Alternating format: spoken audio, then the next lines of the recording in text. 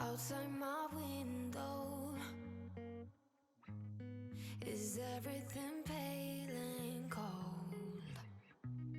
Can't seem to pick up my phone. It's been ringing all day long. Behind these clouds, I know the sun will be, but today's raining, so be patient with me. I'll be right. Somehow I must be somewhere the sky is blue. I'm too tired to sleep. Hey friends, welcome back to my channel. Today we're going to take two pine boxes. They look very similar to start, and we're going to give them two very different makeovers. These were kids' toy boxes. I found them by the curb at the neighbor's house. So I snagged them up. They were just a little dirty, gave them a good vacuum, and cleaned them with some Dawn power wash. Then I went ahead and took off the old wooden handles. I'm going to replace the handles on both boxes. I measured how big the space is between the two holes that I need to drill, measured that out, and went ahead and drilled my holes.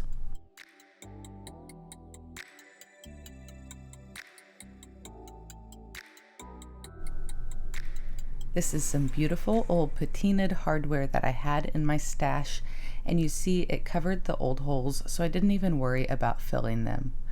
Box number 1 is going to get a nice thick coat of DIY Farm Fresh. I do say thick coat because my can of paint did not get closed well, and it's a little bit older, so it was super thick. But I went ahead and got a coat of it on. I start with the box upside down so I don't miss any spots. I flipped it over and painted the top with one coat of DIY White Swan. I'm using one of my Klingon brushes, and I went ahead and did the coat of white on the top of the box because I will be doing decoupage paper, and this will give it a nice plain background.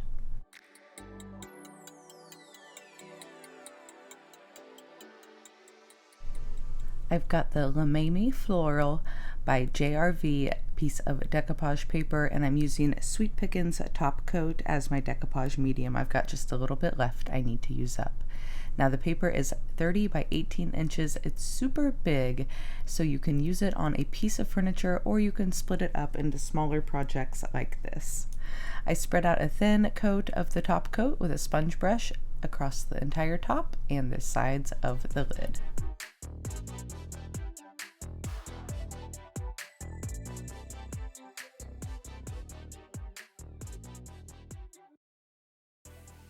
I carefully place it on top, check to make sure it's even. I go to move it just a little bit and it's pretty much on there and set. I created some bubbling, which was not good, so I lifted each side very carefully, side by side, got all the air out from underneath it, and then I used my brayer. This is by Iron Orchid Designs, but you can use any brayer that you have. Working from the middle, I start working my way out towards the edges. I keep rolling across the entire thing until it is all pressed down. I snip a little bit on the front here so I can fold the paper down across the edge of the lid, and I use the brayer around the edges as well.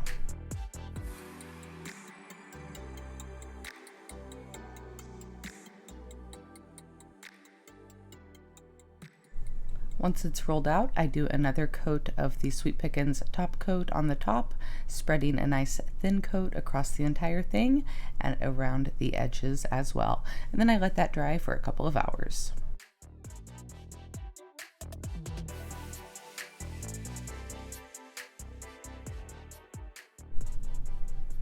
Once it's all nice and dry, I take a piece of 220 grit sandpaper and I go lightly across the entire top. You can feel I'm just making sure there's no roughness either on the piece, and it gives just a slight distressing to the paper and makes it look like it's been there for a really long time. Now I'm taking some DIY clear wax to seal up my paint. Clay-based paint does have to be sealed. You notice that the paint gets darker as I apply the wax, and there's some variation in tone. Where it looks lighter, I have thicker paint strokes. Where it's lighter, my paint's a little bit thinner. Now, as that DIY wax dries, it will lighten back up. You'll see here in the next clip, it's been drying for a few hours. It has mostly dried. There is still a little blotchiness, and you will notice that with the DIY clay paint, there's a lot of texture and tone to this paint. If I let this sit overnight, this would dry up even more, but I am going to be giving it a coat of white wax, so I don't mind that there is some tonal difference. I grab a plain old chip brush and my white wax and do a bit of dry brushing for a beautiful French country finish.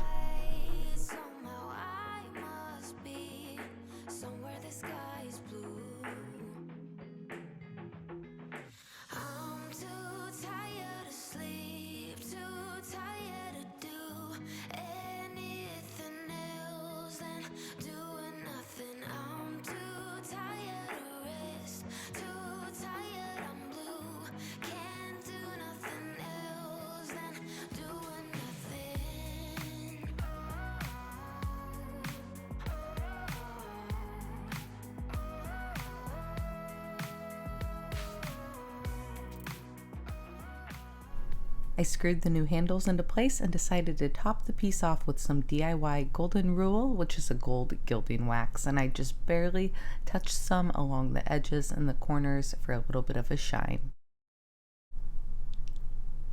And here is a look at the first finished storage box. This is the French Country storage box. I do have it listed up on my site. I just love the way this one came out. Very feminine, very shabby chic, and I am digging the pink and the teal color together. Drop me a comment down below. What do y'all think about the first makeover? Here's a couple more pictures, and then we will jump into makeover number 2.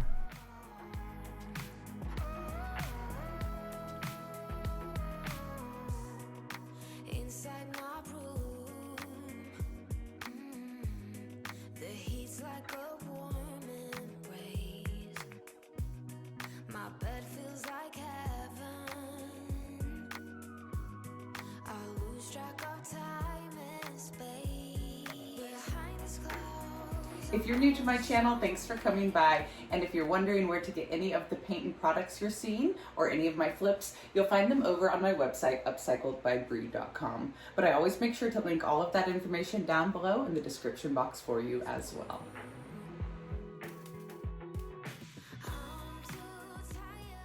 For box number 2, we are going to go industrial. So I gave the whole thing a coat of DIY Little Black Dress, and now I have got my Rust-Oleum Modern Masters rust paint. It is shaking from the air conditioner, I think, so that was kind of funny.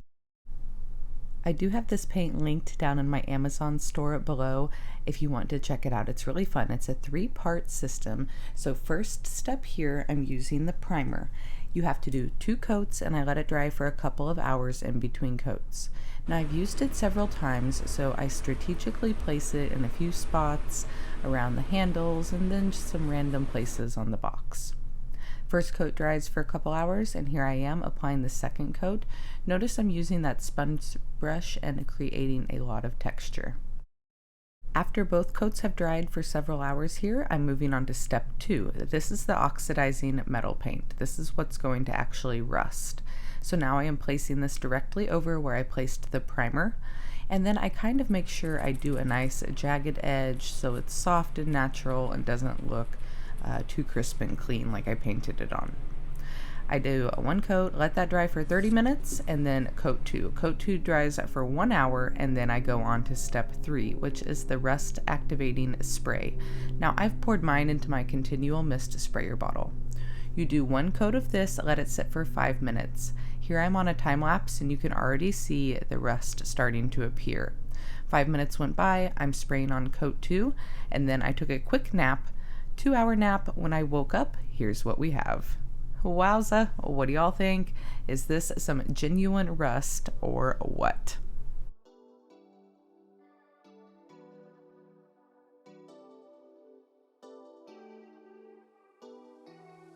I love this look so much. Some people don't like it at all, and some people love it, so it's okay if you don't like it. It's not your cup of tea, but I love the rusty, crusty industrial look. I have some paper stencils here. I like them. They look very old and industrial in my opinion, and I think I grabbed them at a garage sale.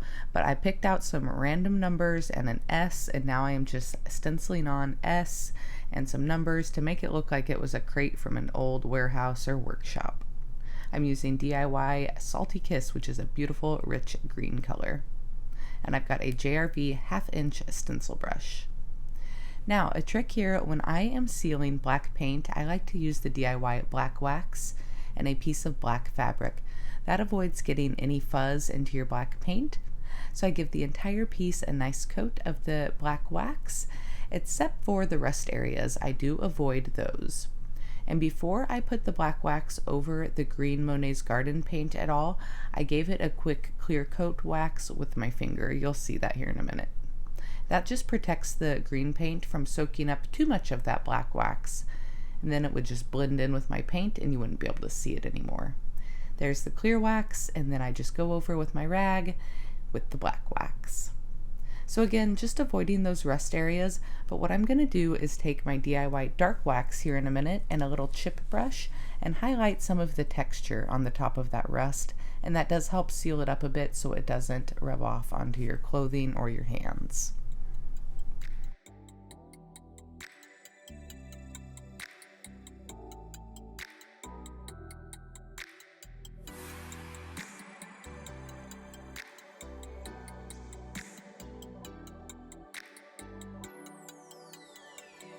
Screwed the handles onto this one. They're the same handle on both boxes, even though the looks are very different. I love the way the handles look on each makeover.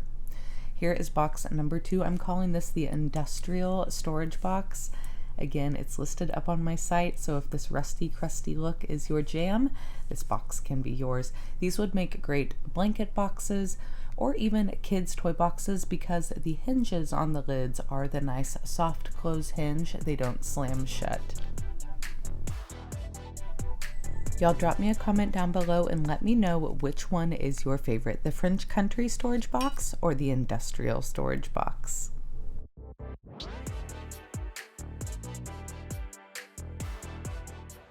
If y'all enjoyed today's video, please give me a thumbs up. Let me know down in the comments section below which box makeover was your favorite. And if you have a friend who you think may enjoy this video as well, if you would share that out with them, I would greatly appreciate it. Till next time, I will see y'all later. Bye, friends. 2 pine boxes. What is happening?